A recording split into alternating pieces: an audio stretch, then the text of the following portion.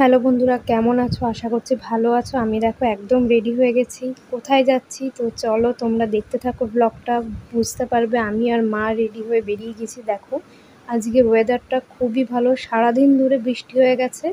টোটোয় করে আমরা এখন যাচ্ছি একটুখানি কেনাকাটি করতে। কি কি কিনছি তো চলো তোমাদের সাথেও শেয়ার করি।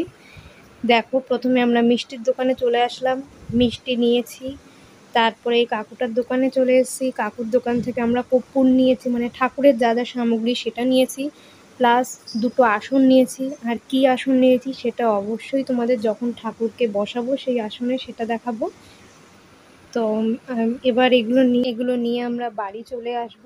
আর বাড়ি এসে দেখো মা কিন্তু রাতে তালের বড়া বানাচ্ছে। তালের বড়া খেতে কাদের ভালো লাগে তোমরা কমেন্ট করো, অবশ্যই জানিও। আর দেখো ওই যে টাফি এখানে দেখছে যে আমি ভিডিও করছি, দেখছে। আর দেখে দৌড়ে দৌড়ে আসছে আমার কাছে, ভাবছে কিছু খেতে দেবো হয়তো। আর এই দেখো তালের বড়া রেডি। কেমন লাগলো ব্লগটা অবশ্যই জানিও। ভালো থেকো।